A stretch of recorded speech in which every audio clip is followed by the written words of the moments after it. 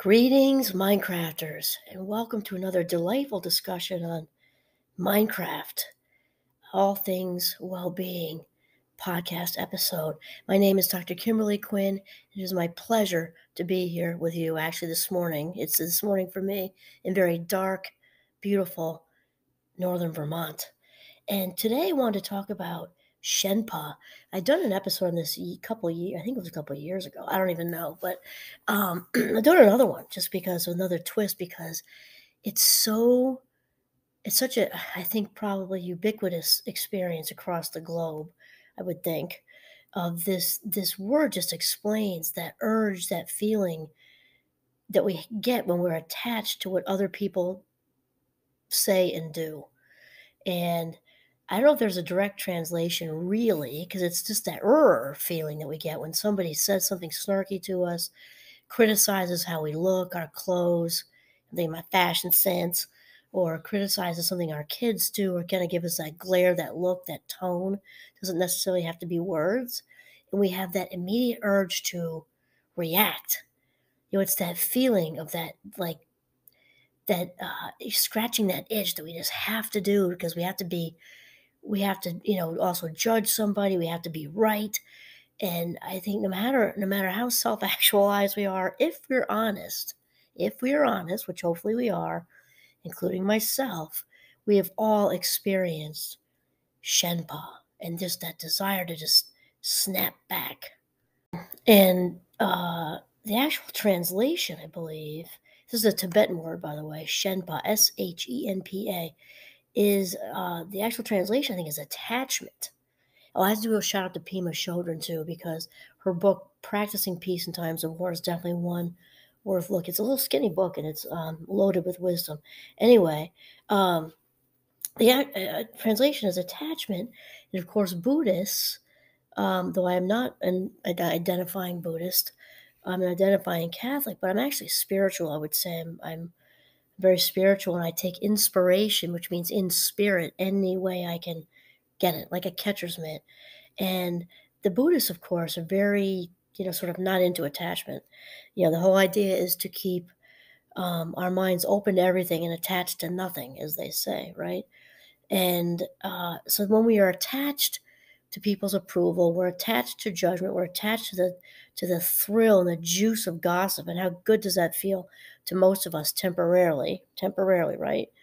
Because, of course, whenever we take part in spreading emotional venom, might be a feel-good moment when we're, having that fix of feeling part of the group, right? And after that, usually we don't feel so good because including myself, we've all had the experience, right? Whatever we do to other people, we do to ourselves, and the reverse. And this attachment thing is just making a lot of sense. And just think how good it feels to judge sometimes, and definitely is a huge dope fix for the ego. We're talking about the ego, obviously, because the ego is what's attached. Authenticity doesn't attach to anything. It's just a free-moving spirit that doesn't have a need to be attached to anything. And when we attach to these things, it just doesn't usually go well for us. One of the biggies being the attachment to the need to be right. So I think like the word the translation of attachment is a good start. I just don't know that it wraps around the whole thing. And as we know with languages, there's not often a direct translation. Because language also has a cultural component to it also. So Shenpa has that feeling of getting hooked. It's like this electric charge and you got to scratch that itch. Or almost, if it's a strong Shenpa feeling, it might be almost like trying to hold in a sneeze. We all know how easy that can be at times. So like we said just a few moments ago, a classic example would be just somebody criticizes us. And they might be at work or school or in the family, and just right away it might be about our performance on a task, or somebody who also is like attached to us, like our child or our partner, and it's just we just have this immediate kind of, and it's of course in Vermont, coming up with maple syrup. It's almost a sticky feeling, like in our rib cage. I mean, only it's maple syrup without the sweet part, because Shenpa might we can almost taste it actually because it's just so present, just gotta react, gotta react, gotta react. And this can be so seductive because it's about the ego. And the ego can just seduce us for that to have that instant feel good jolt, that dope fix you know, uh, that we're just feeling so good in that moment that we're protecting ourselves or our child in our heads when really, obviously caving into that kind of stuff um, isn't really about any of that. It's about the ego. And Pima says once you begin to notice it, you feel like this experience has been happening forever. I remember when I first read this book, I thought, wow, yeah, spot on accurate. And she says that sticky feeling is Shenpa, and it comes along with a very seductive urge to do something. Somebody says a harsh word, and immediately you can feel a shift. There's a tightening that rapidly spirals into mentally blaming this person or wanting revenge or blaming yourself. Then you speak or act. The charge behind the tightening, behind the urge, behind the storyline or action is Shenpa. And so now once we kind of get what this cool little word means, it's like, okay, so now what do we do? So it's like anything else is that we want to, develop we want to become aware of it. We're aware of it now, but we want to kind of go on Shenpa Alert. That's sort of the next step.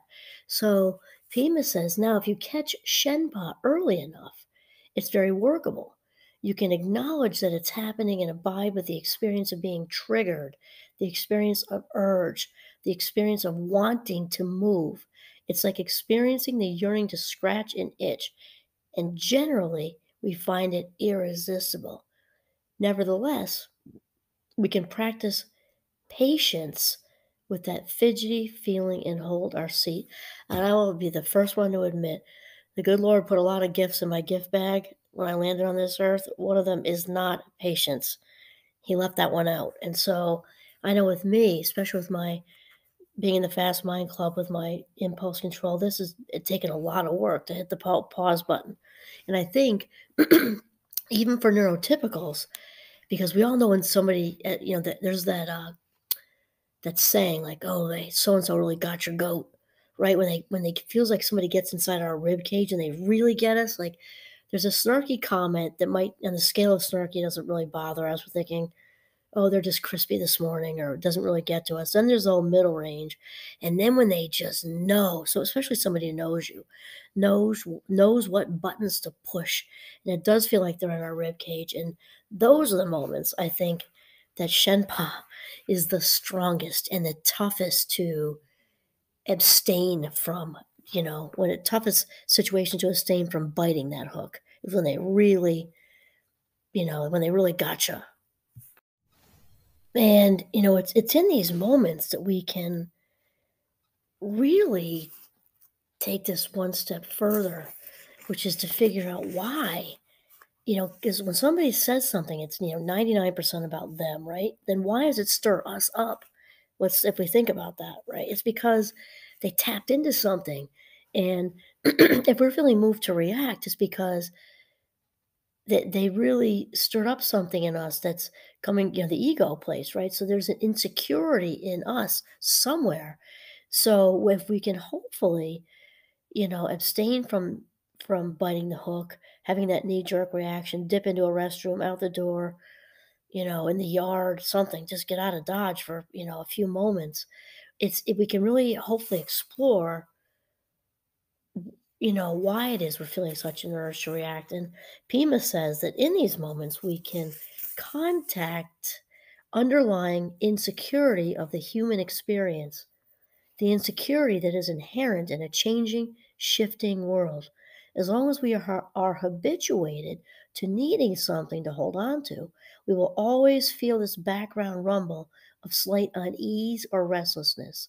We want some relief from the unease. So when Shenpa arises, we go on automatic pilot without a pause. We follow the urge and get swept away. And again, I think we all know what that being swept away by it is like. And often, at least for me, I know that I've like kicked myself when I've metaphorically speaking, when I've, bitten that hook because like, oh, really? And then it feels like they got you twice. They got into your rib cage and then you reacted and it just doesn't usually go well, right? And it feels like, oh man, like why did I even, you know, I feel like even like reduce my behavior to responding to something like that. And then it kicks you, it just, for me, it just kicks me right around the block. And then, and she says, the the best way to develop our ability, no, let's start with this one. Mostly we don't catch Shenpa at an early stage. We don't catch the tightening until we've already indulged the urge to scratch our itch in some habitual way. I like how she says habitual way because reacting to Shenpa is certainly a habit. It can become a habit anyway if it's frequent enough. In fact, unless we equate not acting out with friendliness towards others, this refraining can feel like putting on a straitjacket and we struggle against it. And we know, the Buddhists would also talk about this resistance thing. And thinking of Carl Jung, of course, the famous psychoanalyst, has, uh, has said numerous times, that which we resist will persist. So you ever hear somebody, you're trying to tell your difficult situation or a situation about a difficult person to somebody you love and trust, and they might say, well, just don't give it any more energy. And that's really the same thing because the more we dig our claws in to something challenging like that, the bigger it gets, right? It's like rolling a snowball downhill. It just gains speed, momentum and speed through the size. It gets bigger and bigger, so it's stronger and faster. And that's not different with Shenpa. And so the best thing is to detach and kind of yield, step out of the current. And so she says the best way to develop our ability to stay fully present with Shenpa and to equate that with loving kindness is meditation. So we're going back to mindfulness, right? When we are really able to take a deep breath with intention. I'm not saying this is easy. It is this simple. It's not that easy. When we're able to sort of not judge that we are feeling this way too. Oh, I'm feeling Shenpa. I'm noticing Shenpa. I had this urge to want to pop somebody right in the nose, in the schnozy, right? Or I had this urge to just say something, and maybe you got to get out of Dodge for just a bathroom or outside anything. What is this about? What in me are they threatening? Is my ego or it wants to just dig in here? Realizing that the authentic self, doesn't need any of this, right? The authentic self doesn't care about any of this because the authentic self feels whole and complete. There's no insecurity there. So this is about the ego. So what is it that's happening inside of me? And when we practice mindfulness and being in the moment, we learn to be far less judgmental of these urges. It's just, okay, welcome to the human experience. There goes some Shenpa surge, and just not judge it, not there I go again, right? Just acknowledge it, and wow, what's going on inside of me?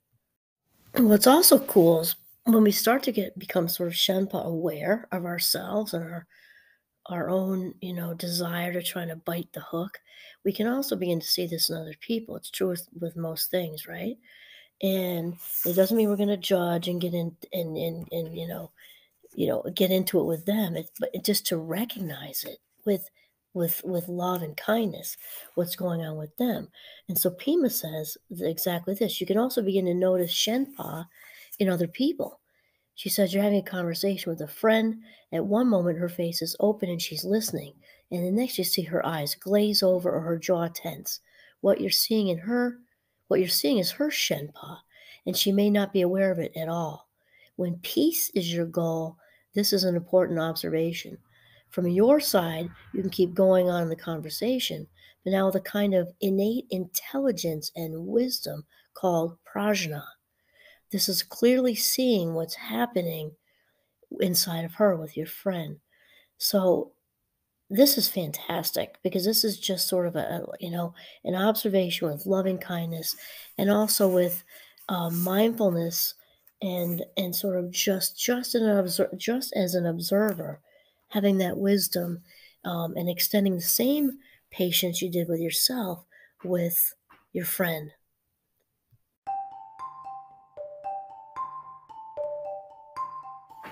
All right, so Minecrafters, this seems like a great place to wind up, is just to understand what Shenpa is, be on Shenpa Alert. It can only go all good places for you with yourself and your relationships, and then also to understand that prajna is just being able to see this in other people, and then of course not, jumping onto the ego train with judgment, but just to, extend the same patience and loving kindness when we recognize this in other people. And that is it. So this is Kimberly Quinn signing off from the beautiful northern Vermont. Have a mindful day.